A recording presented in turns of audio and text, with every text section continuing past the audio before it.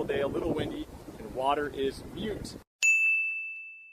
It's been the best couple days of my life because water can't talk at all. Let me tell you, it has been such a relief not to listen to her blabber all day about nothingness. And I feel like I've increased my IQ already.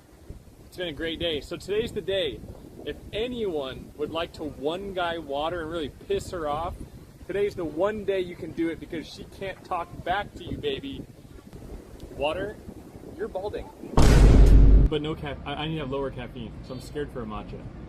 Don't be a pussy. Dude, you're the best, Water. You're just the best. Why doesn't this dude let Wawa speak? You don't want to hear her talk. Trust me, it's a waste of time.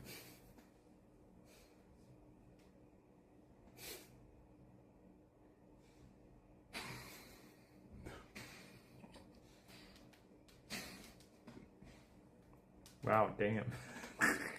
Shut up, Jack and Bake Live. Come on.